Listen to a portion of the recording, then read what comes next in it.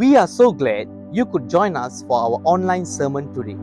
Before we hear God's word, we will have scripture read. நீங்கள் இணையம் வழியாக இடம்பெறும் பிரசங்கத்தில் எங்களோடு இணைந்திருப்பதில் நாங்கள் மகிழ்ச்சி அடைகிறோம். ஆண்டவருடைய வார்த்தையை கேட்பதற்கு முன்பாக வேத வாசிப்பு வாசிக்கப்படும்.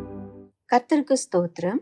இன்று தேவ செய்திக்கென்று தெரிந்து கொள்ளப்பட்ட வேத பகுதி மத்தேயு எழுதின சுவிசேஷம் 15ஆம் அதிகாரம் வசனங்கள் 10-20 வரை. புதிய ஏற்பாட்டில் பக்கம் 23. மத்தேயு 15ஆம் அதிகாரம் வசனங்கள் 10-20 வரை. பின்பு அவர் ஜனங்களை வரவழைத்து அவர்களை நோக்கி, நீங்கள் கேட்டு உணருங்கள். வாய்க்குள்ளே போகிறது மனுஷனை தீட்டுப்படுத்தாது, வாயிலிருந்து புறப்படுகிறதே மனுஷனை தீட்டுப்படுத்தும் என்றார். அப்பொழுது அவருடைய சீஷர்கள் அவரிடத்தில் வந்து, பரிசேயர் இந்த வசனத்தை கேட்டு இடறல் அடைந்தார்கள் என்று அறிவீரா என்றார்கள். அவர் பிரதியுத்தரமாக, என் பரமபிதா நடாத நாற்றெல்லாம் வேரோடே பிடுங்கப்படும். அவர்களை விட்டுவிடுங்கள். அவர்கள் குருடருக்கு வழிகாட்டுகிற குருடராய் இருக்கிறார்கள். குருடனுக்கு குருடன் வழிகாட்டினால் இருவரும் குழியிலே விழுவார்களே என்றார். அப்பொழுது பேதுரு அவரை நோக்கி, இந்த உவமையை எங்களுக்கு வெளிப்படுத்த வேண்டும் என்றான். அதற்கு இயேசு, நீங்களும் இன்னும் உணர்வில்லாதவர்களாய் இருக்கிறீர்களா? வாய்க்குள்ளே போகிறதெல்லாம் வயிற்றில் சென்று ஆசன வழியாய் கழிந்து போம் என்பதை நீங்கள் இன்னும் அறியவில்லையா? வாயிலிருந்து புறப்படுகிறவைகள் இருதயத்திலிருந்து புறப்பட்டு வரும். அவைகளே மனுஷனை தீட்டுப்படுத்தும். எப்படியெனில் இருதயத்திலிருந்து பொல்லாத சிந்தனைகளும் கொலை பாதகங்களும் விபச்சாரங்களும் வேசித்தனங்களும் களவுகளும் பொய் சாட்சிகளும் தூஷணங்களும் புறப்பட்டு வரும். இவைகளே மனுஷனை தீட்டுப்படுத்தும். கை கழுவாமல் சாப்பிடுகிறது மனுஷனை தீட்டுப்படுத்தாது என்றார். ஆமேன். இது தேவனுடைய வசனம். நாம் யாவரும் சேர்ந்து சொல்வோம், தேவனுக்கு ஸ்தோத்திரம். பிரியமானவர்களே, நாம் ஜெபம் செய்வோமாக. Let us pray. ஆண்டவரே, இந்த நாளிலே உம்முடைய வார்த்தை மூலியமாக நீர் எங்களோடு பேசுவீராக. உம்மோடு கிட்டி சேர்ந்து வாழக்கூடிய ஒரு வாழ்க்கையை வாழ நீர் எங்களுக்கு உதவி செய்யும்படி ஜெபிக்கிறோம். Father, we pray that you would help us and remind us and give us that awareness to walk with you closely and walk with you in a way that will reflect you, Lord.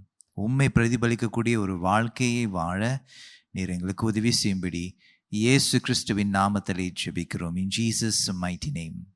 Amen. தேவன் மீதான நம்பிக்கையா அல்லது வெறும் பாரம்பரியமா? Faith in God or mere traditions? Which do we consider more significant? இந்த ரெண்டு காரியங்களை பார்க்கிலும் எது முக்கியமாய் நாம் கருதுகிறோம்? தேவன் மீது உள்ள அந்த நம்பிக்கையை முக்கியமாக கருதுகிறோமா அல்லது பாரம்பரியத்தை முக்கியமாக கருதுகிறோமா? நாம் தேவனை ஆராதிக்கும் பொழுது எல்லா பாரம்பரியத்தையும் நாம் ஒதுக்கி வைக்க வேண்டுமா? When worshiping God, do we have to discard all traditions? How do we know which tradition to discard and which to keep? எந்த பாரம்பரியத்தை நாம் இறக்கி வைக்க வேண்டும், எந்த பாரம்பரியத்தை இன்னும் கை கொள்ள வேண்டும் என்று எப்படி முடிவு எடுப்பது? இவைகளைத்தான் நாம் இந்த பிரசங்கத்திலே நாம் யோசிக்க போகிறோம். These are the things that we are going to explore in this sermon. When we give weight to the wrong things, it hinders us from experiencing what Jesus wants us to experience as we follow him. நாம் தவறான காரியத்தின் மீது நாம் கவனத்தை செலுத்தும் பொழுது அவரோடு இருக்கக்கூடிய அந்த அனுபவங்கள், இயேசுவை பின்பற்றக்கூடிய அனுபவத்தில் வரக்கூடிய விளைவுகளை நாம் அனுபவிக்காமலே நாம் போகலாம். மத்தேயு எழுதின சுவிசேஷம் 15வது அதிகாரம் 1வது வசனத்திலிருந்து 20வது வசனம் வரை ஒரு சில மத தலைவர்கள் இயேசுவினிடத்திலே, ஏன் நீங்கள் முற்பிதாக்களுடைய அல்லது முன்னோர்களினுடைய பாரம்பரியத்தை நீங்கள் உடைக்கிறீர்கள் என்று ஒரு சில மத தலைவர்கள் இயேசுவினிடத்தில் வந்து கேட்ட அந்த சம்பவத்தை நாம் வாசிக்கிறோம். In Matthew chapter 15 verses 1 to 20, it describes a situation where the religious leaders were upset with Jesus and were upset with Jesus' disciples for breaking the traditions of the elders. In Matthew 15, 1 to 10, we read that some Pharisees and scribes came to Jesus to complain to him about his disciples. ஒரு சில வேத பாதகர்களும் ஒரு சில பரிசேயர்களும் இயேசுவினிடத்தில் வந்து, ஏன் உங்களுடைய சீஷர்கள் இப்படி நடந்து கொள்கிறார்கள் என்று கேள்வியை கேட்கிறதை நாம் 1-2வது வசனங்களில் நம்ம வாசிக்கிறோம். We read that in verses 1 to 2. அப்பொழுது எருசலேமில் இருந்து வந்த வேத பாரகரும் பரிசேயரும் இயேசுவினிடத்தில் வந்து, உம்முடைய சீஷர்கள் முன்னோர்களின் பாரம்பரியத்தை ஏன் மீறி நடக்கிறார்கள்? கை கழுவாமல் போஜனம் பண்ணுகிறார்களே என்றார்கள். The specific tradition the religious leaders were referring to was concerning hand washing. குறிப்பாக இந்த பரிசேயர்கள் வேத பாரகர்கள் இவர்கள் இயேசுவினிடத்திலே வந்து கேள்வியை கேட்கும் பொழுது, குறிப்பாக போஜனத்துக்கு முன்பதாக கை கழுவக்கூடிய அந்த பாரம்பரியத்தை குறித்து அவர்கள் பேசிக் கொண்டிருக்கிறார்கள். Now this was not an hygiene issue, but it was part of the Jewish ritual cleansing before eating. இது ஒரு சுகாதாரத்தின் சம்பந்தப்பட்ட ஒரு காரியம் அல்ல, ஆனால் சடங்கு முறை சுத்திகரிப்பை குறித்து பேசக்கூடிய ஒரு சில காரியங்களாக, ஒரு சில பாரம்பரியத்தை குறித்து பேசக்கூடியதாக இருக்கிறது. Then Jesus responds to the religious leaders by directing them to focus on the right things rather than on the wrong things that distract them from God. இயேசு இந்த கேள்விகளை கேட்ட பிறகு அவருடைய மறுமொழி எப்படியா இருந்தது என்றால், இந்த மத தலைவர்களிடத்திலே நீங்க தவறான காரியத்தின் மீது நீங்க கவனமாக இருக்கிறீர்கள், இந்த தவறான காரியத்தின் மீது நீங்க கவனமாக இருக்கும் பொழுது அது தேவனிடத்திலிருந்து உங்களுடைய கவனத்தை திருப்புகிறது என்று இயேசு சொல்கிறதை நம்ம கவனித்து பார்க்கிறோம். Jesus tells the leaders not to use their tradition to break God's commandment by referring to a specific example. ஒரு குறிப்பாக ஒரு எடுத்துக்காட்டை வைத்து இயேசு என்ன அந்த தலைவர்களிடத்தில் சொல்கிறார் என்றால், நீங்கள் அந்த பாரம்பரியத்தை கைக்கொள்வதனாலே தேவனுடைய கட்டளைகளை நீங்கள் உடைக்கிறீர்கள் என்ற இயேசு ஒரு உதாரணத்தை வைத்து இந்த காரியத்தை வலியுறுத்துகிறதே நாம் 3வது வசனத்திலிருந்து 6வது வசனம் வரை நம்ம வாசிக்கிறோம். We read Jesus emphasizing that focusing on the wrong things causes you to break the commandments of God. And he says that in verses 3 to 6. அவர்களுக்கு அவர் பிரதியுத்தரமாக, நீங்கள் உங்கள் பாரம்பரியத்தினாலே தேவனுடைய கற்பனையை ஏன் மீறி நடக்கிறீர்கள்? உன் தகப்பனையும் உன் தாயையும் கனம் பண்ணுவாயாக என்றும், தகப்பனையாவது தாயையாவது நிந்திக்கிறவன் கொல்லப்பட வேண்டும் என்றும் தேவன் கற்பித்திருக்கிறாரே. நீங்களோ எவனாகிலும் தகப்பனையாவது தாயையாவது நோக்கி, உனக்கு நான் செய்யத்தக்க உதவி எது உண்டோ அதை காணிக்கையாக கொடுக்கிறேன் என்று சொல்லி தன் தகப்பனையாவது தன் தாயையாவது கனம் பண்ணாமற் போனாலும் அவனுடைய கடமை தீர்ந்ததென்று போதித்து உங்கள் பாரம்பரியத்தினாலே தேவனுடைய கற்பனையை அவமாக்கி வருகிறீர்கள். Jesus here addresses a societal loophole that some selfish children had exploited by refusing to help their parents. இங்க ஒரு சில பிள்ளைகள் தேவனே ஒரு காரியமாக வைத்துவிட்டு, தேவனே ஒரு சாக்கு போக்காக வைத்துவிட்டு தன்னுடைய பெற்றோர்களுக்கு உதவி செய்யாமலே அவர்கள் வாழ்ந்து கொண்டிருந்த ஒரு எடுத்துக்காட்டை குறித்து இயேசு பேசிக் கொண்டிருந்தார். The children had used the traditions of the elders to violate God's commandments because it suited them. ஒரு சில பிள்ளைகள் இயேசுனுடைய நாட்களிலே வாழ்ந்து கொண்டிருந்த ஒரு சில பிள்ளைகள் அந்த கலாச்சாரத்திலே வாழ்ந்து கொண்டிருந்தவர்கள் அவர்கள் என்ன செய்து கொண்டிருந்தார்கள் என்றால், தேவனே ஒரு சாக்கு போக்காக வைத்துக்கொண்டு தனக்கு சாதகமாக சில காரியத்தை செய்து கொண்டிருந்தார்கள். தேவனை ஏதோ கனம் பண்ணுகிறது போல ஒரு வெளி தோற்றம் இருந்தும் தேவனுடைய வார்த்தைகளை உடைத்து கொண்டு இருந்ததை இயேசு எடுத்து காட்டு கொண்டிருந்தார். இயேசு இதை வலியுறுத்தி கொண்டிருந்தார். Now Jesus was referring to the issue of the heart. இருதயத்துக்கு சம்பந்தப்பட்ட சில காரியத்தை இயேசு பேசிக் கொண்டிருந்தார். In verses 7 to 9, let's read that. மாயக்காரரே, உங்களை குறித்து இந்த ஜனங்கள் தங்கள் வாயினால் என்னிடத்தில் சேர்ந்து தங்கள் உதடுகளினால் என்னை கனம் பண்ணுகிறார்கள். அவர்கள் இருதயமோ எனக்கு தூரமாய் விலகி இருக்கிறது. மனுஷருடைய கற்பனைகளை உபதேசங்களாக போதித்து வீணாய் எனக்கு ஆராதனை செய்கிறார்கள் என்று ஏசாயா தீர்க்கதரிசி நன்றாய் சொல்லி இருக்கிறான் என்றார். The context is that the children could vow to give something to God, such as money or property to God, but not do so immediately. Now that was the tradition of the elders. அந்த முன்னோர்களுடைய பாரம்பரியத்தினுடைய அதனுடைய பின்னணியத்தை நான் உங்களுக்கு சொல்கிறேன்.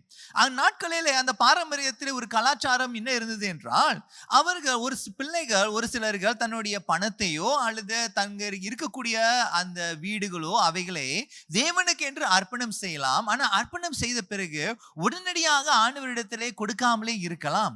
அவர்கள் ஆண்டவருக்கு அந்த பொருத்தனையை செய்த பிறகு, நான் ஆண்டவரே இந்த பணத்தொகையை நான் உனக்கு கொடுக்கிறேன், இல்ல இந்த வீடுக்கு இந்த சொத்தை எல்லாம் நான் உனக்கு கொடுக்கிறேன் என்று சொல்லிக்கொண்டு அந்த வாக்கை சொன்ன பிறகு பல ஆண்டுகளுக்கு பிறகும் அந்த ஆண்டவருக்கு அது ஒப்பு கொடுக்காமலே அவர்கள் வாழ்ந்து கொண்டிருக்கலாம். ஆனா அவர்களுடைய அபிப்பிராயத்தினை அவர்கள் ஏற்கனவே ஒரு பொருத்தனை செய்து விட்டார்கள், இது ஆண்டவருக்கு சொந்தம் என்று. ஆனா ஆண்டவருக்கு என்று சொந்தம் என்று சொல்லிக்கொண்டும் ஆண்டவருக்கு கொடுக்கப்பட்டதை அவர்கள் தனக்கென்று இன்னும் பயன்படுத்தி கொண்டு இருப்பார்கள். ஏனென்றால் இன்னும் ஆண்டவருக்கு முழுமையாக ஒப்பு கொடுக்கவில்லை, தேவாலயத்துக்கு முற்றிலுமாக ஒப்பு கொடுக்கவில்லை.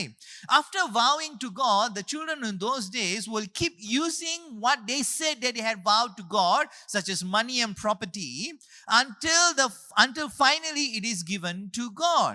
And this could be years later after the vow. And this was an excuse that this money has already, or this property is already belonging to God, so therefore I cannot use it to support my parents, but they would use it to support themselves, or they would use the money, or they would use the property for themselves and use it as an excuse not to support their parents, and the excuse was that this has already been given to God. அவர்கள் நாட்களிலே அந்த சாக்கு போக்கு என்ன சொல்வார்கள் என்றால், இது ஆண்டவருக்கு என்று நான் ஏற்கனவே பொருத்தனை செய்து விட்டாச்சு, இந்த பணத்தை நான் ஏற்கனவே ஆண்டவருக்கு கொடுத்து விட்டாச்சு, பொருத்தனை செய்து விட்டாச்சு, இந்த சொத்தை எல்லாம் ஆண்டவருக்கு தான் சொந்தம்.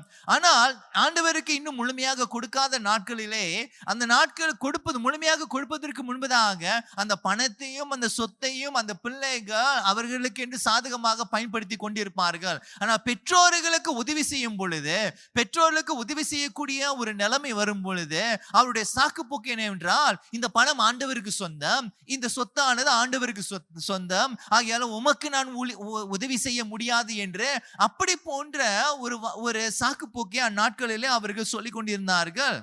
The excuse was not to care for their parents because they argued that all this belonged to God. அவர்கள் சாக்கு போக்கு என்னவென்றால், இந்த பணம் இந்த சொத்து எல்லாம் ஆண்டவருக்கு சொந்தமாக நான் உமக்கு செய்து உமக்கு பயன்படுத்தி உமக்கு உதவி செய்ய முடியாது என்று அவர்கள் சொல்லிக் கொண்டிருந்தார்கள். The goal of the Pharisees in those days was to uphold such traditions, scribes as well to uphold such traditions. அந்நாட்களில் அப்படிப்பட்ட பாரம்பரியத்தை பரிசேயர்களும் வேத பாதகர்களும் அவர்கள் இதை கடைபிடித்துக் கொள்வார்கள். Jesus, however, was more interested in teaching people to know God through his commandments, for the heart to be transformed by God. ஆனால் இயேசுவோ அவருடைய கவனம் எங்க இருந்தது என்றால், தேவனுடைய வார்த்தை மூலியமாக அவர்கள் அனுபவிக்க வேண்டும். அந்த அனுபவிப்பதன் மூலியமாக அவனுடைய இருதயமானது ஒரு மாற்றம் உருவாக வேண்டும் என்ற ஒரு வாஞ்சை இயேசுவுக்கு இருந்தது. Traditions, my friends, can be practiced without the help of God's strength and grace. பாரம்பரியமானது தேவனுடைய ஒத்தாசை இல்லாமலே செய்து விடலாம். ஆண்டவருடைய ஒத்தாசை, ஆண்டவருடைய பலன் இல்லாமல், ஆண்டவருடைய கிருபை இல்லாமல் இந்த பாரம்பரியத்தை கை கொள்ளலாம். ஆகியாலே இந்த பாரம்பரியத்துக்கு அதிகமாக முக்கியத்துவம் கொடுக்கும் பொழுது கவனம் எல்லாம் எங்கு திரும்புகிறது என்றால் அந்த முயற்சியிலே திரும்புகிறது, அதை கடைபிடிப்பதிலே திரும்புகிறது. ஆனா ஆண்டவரோடு நெருங்குவதிலே அது உதவியாக இராது. And so focusing on tradition turns the attention to the effort to do the things well, neglecting drawing closer to God and allowing Him to change the heart. And here, this is what Jesus is addressing at that time. He was saying that you are so focused on getting things right that you are not focusing on the heart issues. இயேசு என்ன அந்த வேத பாதகர்களுக்கும் அந்த பரிசேயர்களுக்கும் இயேசு என்ன சொல்லிக் கொண்டிருக்கிறார் என்றால், நீங்க பாரம்பரியத்துக்கு அதிகமாக கவனம் செலுத்தி உங்களுடைய இருதயம் மாறாமலே இருக்கிறதே. பாரம்பரியத்துக்கு அவ்வளவு முக்கியத்துவம் கொடுத்து விட்டு உங்களுடைய இருதயம் மாறாமல் தேவனோடு நடக்காமல் இருக்க முடியுமா? வெளி தோற்றத்துல ஏதோ ஆண்டவருக்கு செய்யக்கூடிய ஒரு காரியம் போல இருக்கிறது, ஆனா உள்ளத்திலே இருதயம் மாறாமலே இருக்கிறதே என்று சொல்லி இயேசு இதை வலியுறுத்துகிறதை நம்ம கவனித்து பார்க்கிறோம். But knowing God and living in a relationship with God requires faith. It is a matter of the heart and it requires God's intervention. It is impossible to walk with God and to be in a relationship with God without God's intervention. ஆனா தேவனோடு வாழ வேண்டும் என்றால் தேவனோட இடைப்படுதல் இல்லாமல் வாழ முடியாது. அது விசுவாசம் சம்பந்தப்பட்டதாக இருக்கிறது, ஆண்டவரோடு நெருங்கி வாழக்கூடிய ஒரு காரியமாக இருக்கிறது. Jesus explains that traditions have no power to change a person inside out. பாரம்பரியத்துக்கு மனுஷனுடைய வாழ்க்கையை மாற்றுவதற்கு எந்த ஒரு வல்லமையும் சக்தியும் இல்லை என்று சொல்கிறார். அது வலியுறுத்துவதற்கு 15வது அதிகாரம் 17வது வசனத்திலிருந்து 20வது வசனம் வரை நம்ம வாசிப்போமே. And Jesus emphasizes that holding on to traditions doesn't change the heart. And it's from the heart that flows all of these things that causes displeasure before God. இருதயத்திலே மாற்றம் இல்லாமல் பாரம்பரியத்தை பிரித்து கொண்டு இருக்கும் பொழுது அது தேவனை பிரியப்படுத்துவதில்லை. ஏனென்றால் உள்ளத்திலிருந்து தான் வருகின்ற காரியங்கள் தான் ஆண்டவரை பிரியப்படுத்தாமல் இருக்கிறது. அதை வலியுறுத்துவதற்கு 17வது வசனத்திலிருந்து 20வது வசனம் வரை நாம் வாசிக்க கேட்போமே. வாய்க்குள்ளே போகிறதெல்லாம் வயிற்றில் சென்று ஆசன வழியாய் கழிந்து போம் என்பதை நீங்கள் இன்னும் அறியவில்லையா? வாயிலிருந்து புறப்படுகிறவைகள் இருதயத்திலிருந்து புறப்பட்டு வரும், அவைகளே மனுஷனை தீட்டுப்படுத்தும். எப்படியெனில் இருதயத்திலிருந்து பொல்லாத சிந்தனைகளும் கொலை பாதகங்களும் விபசாரங்களும் வேசித்தனங்களும் களவுகளும் பொய் சாட்சிகளும் தூஷணங்களும் புறப்பட்டு வரும். இவைகளே மனுஷனை தீட்டுப்படுத்தும். கை கழுவாமல் சாப்பிடுகிறது மனுஷனை தீட்டுப்படுத்தாது என்றார். When you and I are focused on traditions, it is focused on humans' effort to appease ourselves that we are right before God. நாம் பாரம்பரியத்துக்கு அதிகமாக கவனம் செலுத்தும் பொழுது அது நம்மை சந்தோஷப்படுத்தக்கூடிய காரியமாக இருக்கிறது. நம்மையே தேத்தி கொண்டு நாம் ஆண்டவரோடு வாழ்ந்து கொண்டிருக்கிறோம் என்ற ஒரு பொய்யை அது வலியுறுத்துகிறது, அந்த பொய்யை வளர்க்கிறது. But if people have an authentic relationship with God, the heart or the inner life of a person would experience a transformation. ஆனா உள்ளத்திலே மாற்றம் வர வேண்டும் என்றால் ஒரு மனுஷன் ஆண்டவரோடு ஒரு உறவை வைத்திருக்கும் பொழுது தான் அந்த இருதயத்திலே ஒரு மாற்றம் வரும், அந்த உள்ளத்திலே ஒரு மாற்றம் அங்க வரும். The relationship with God through His word changes us from within. That is why Jesus is focused on in His teaching. இயேசு தன்னுடைய போதனைகளிலே அவர் கற்றுக் கொடுக்கக்கூடிய கவனம் எங்க இருக்கிறது என்றால் தேவனுடைய வார்த்தை மூலமாக வரக்கூடிய மாற்றத்துக்கு இயேசு கவனத்தை செலுத்துகிறாரே தவிர பாரம்பரியத்துக்கு இயேசு அதிகமாக கவனத்தை செலுத்துவதில்லை. And so we have to reflect today. Do we blindly follow traditions and call them biblical traditions without asking if the Bible really states so? ஆகையால் இந்த நாட்களில் நம்ம கேள்வி கேட்க வேண்டியது என்னவென்றால், நாம் பாரம்பரியங்களை கடைபிடிக்கும் பொழுது இது தேவனுடைய வார்த்தையிலிருந்து வரக்கூடிய இது ஒரு பாரம்பரியமா இருக்கிறதா, அல்லது நான் உருவாக்கின ஒரு பாரம்பரியமா இருக்கிறதா, அல்லது நான் இருக்கக்கூடிய கலாச்சாரத்திலே, நான் இருக்கக்கூடிய சமுதாயத்திலே வளர்க்கக்கூடிய உருவாக்கின ஒரு பாரம்பரியமாக இருக்கிறதா? அப்படிப்பட்ட பாரம்பரியங்கள் நம் ஆண்டவரிடத்தில் நெருங்குவதற்கு அது உதவியாக இருக்கிறதா, அல்லது அந்த பாரம்பரியத்துக்கு அதிகமாக கவனம் செலுத்தி இறுதியை மாற்றாமல் தேவனோடு நடக்காமல் இருப்பதற்கு அது உதவியாக இருக்கிறதா? These traditions may be created by humans. It may be good or it may be bad.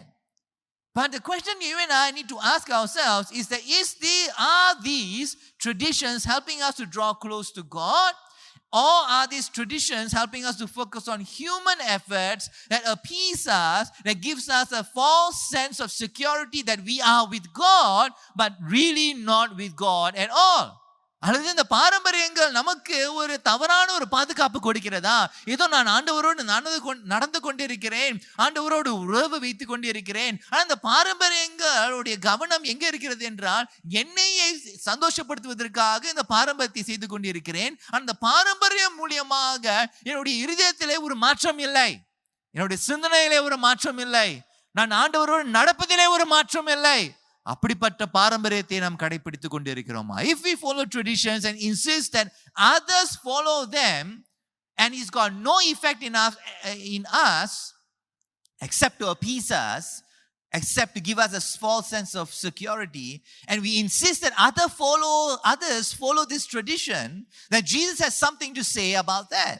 நாம் பாரம்பரியத்தை நாம் கவனமில்லாமல் அந்த முக்கியத்துவம் கொடுத்து விட்டு அது நம்மையே தேத்தி கொள்வதற்கு ஒரு காரியமாக வைத்துக்கொண்டு அது நம்மளுடைய முயற்சிக்கு அது அதிகமாக கவனம் செலுத்தி ஆண்டவருக்கு அது கவனம் செலுத்தாமல் இருந்து மற்றவர்களும் இந்த பாரம்பரியத்தை அவர் கடைபிடிக்க வேண்டும் என்று கட்டாயப்படுத்தி நம்மை பின்தொடரும்படியாக அவர்களை கட்டாயப்படுத்துவோமானால், இயேசு இப்படிப்பட்டவர்களுக்கு ஒரு வார்த்தையை வைத்திருக்கிறார். அது 15வது அதிகாரம் 14வது வசனத்தில் நம்ம வாசிக்கிறோம்.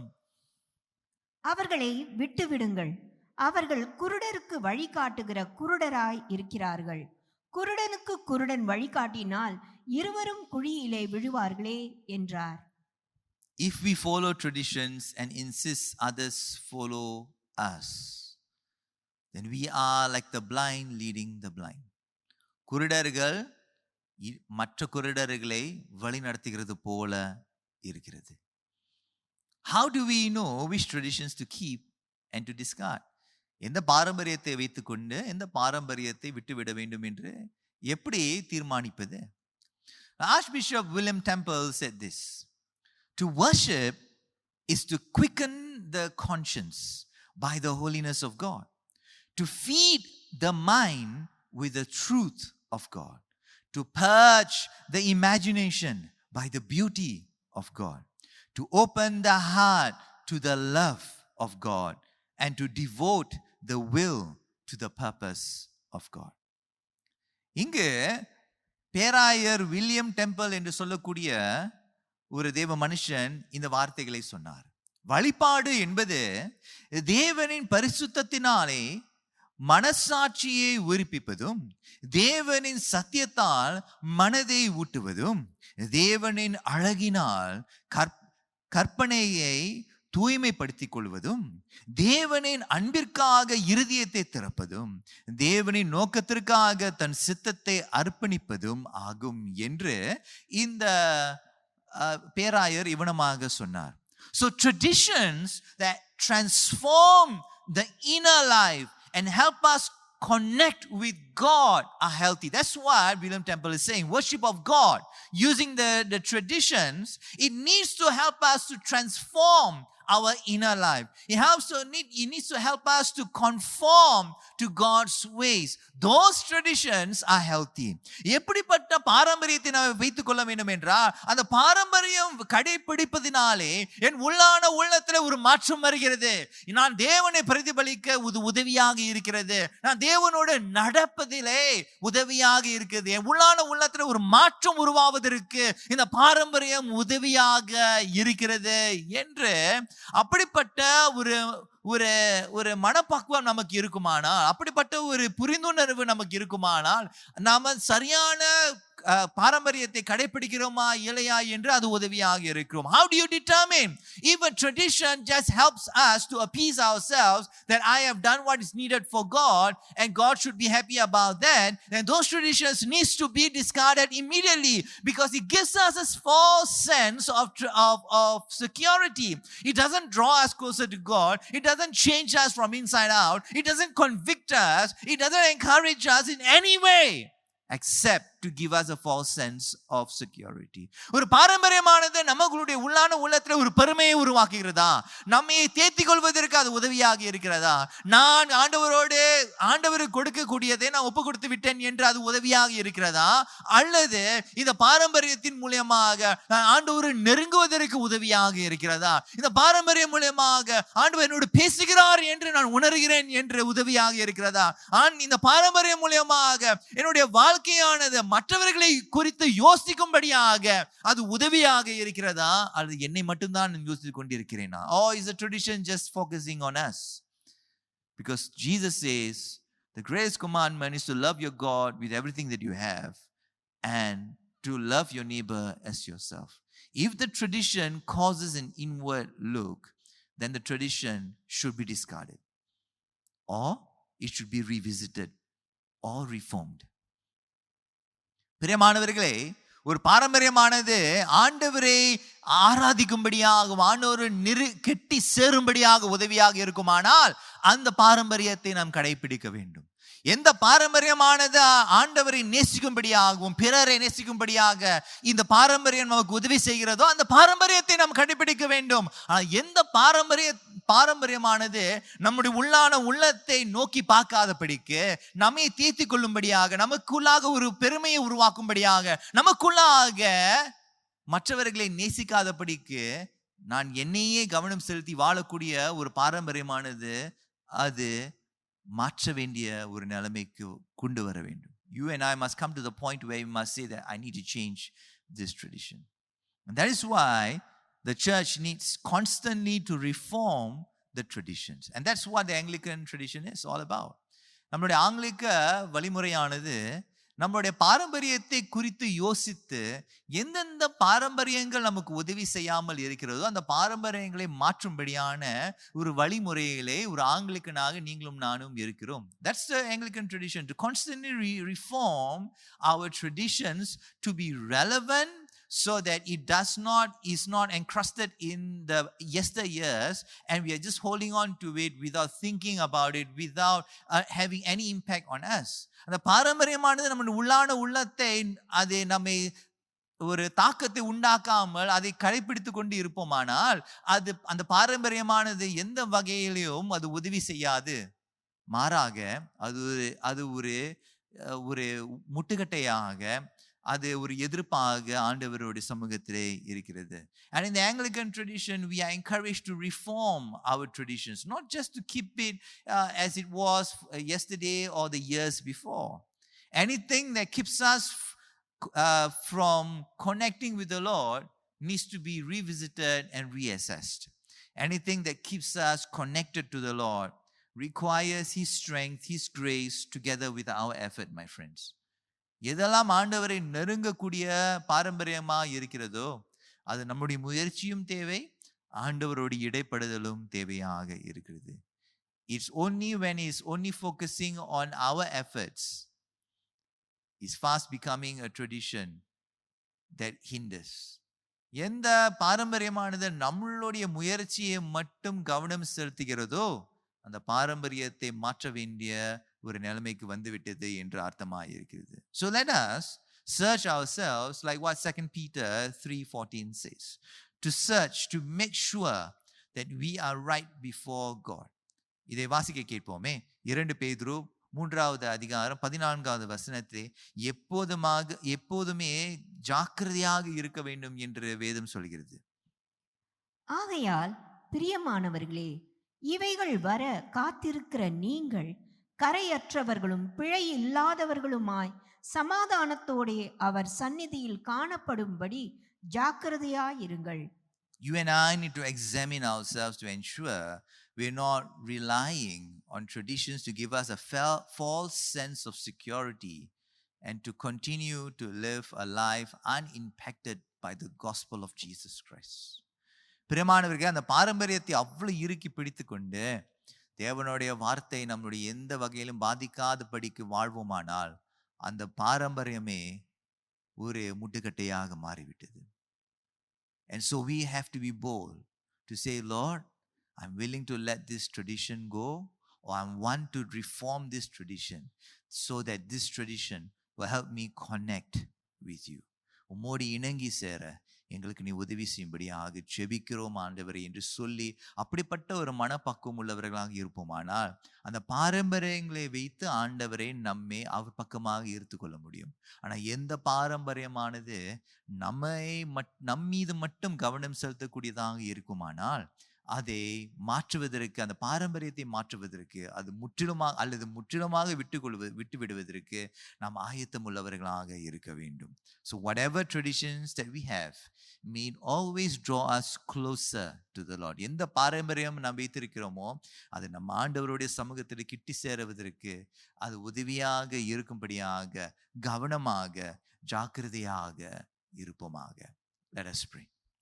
கண்மலை மீட்புமாய் இருக்கின்ற கர்த்தாவே, பாரம்பரியங்கள் நிறைந்திருக்கின்ற இந்த உலகத்திலே வாழக்கூடிய நாம் எந்த பாரம்பரியத்தை விட்டுவிட வேண்டும், எந்த பாரம்பரியத்தை மாற்ற வேண்டும், எந்த பாரம்பரியத்தை பயன்படுத்த வேண்டும் என்று நீர் எங்களுக்கு உம்முடைய ஞானத்தினாலே எங்களை நிரப்பி வழிநடத்தும்படியாக ஜெபிக்கிறோமே ஆண்டவரே.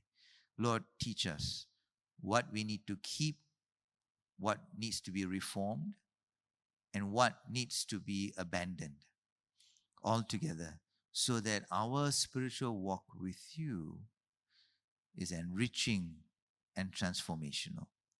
மோடு இருக்கக்கூடிய அந்த உறவானது ஆண்டவரே அது சந்தோஷப்படுத்தக்கூடியதாகவும் திருப்திப்படுத்தக்கூடியதாகவும் மாற்றத்தை உருவாக்கக்கூடியதாகவும் இருக்கும்படி எங்களுக்கு நீ உதவி செய்யும்படி ஜெபிக்கிறோம் இயேசு கிறிஸ்துவின் நாமத்தில். In Jesus' mighty name.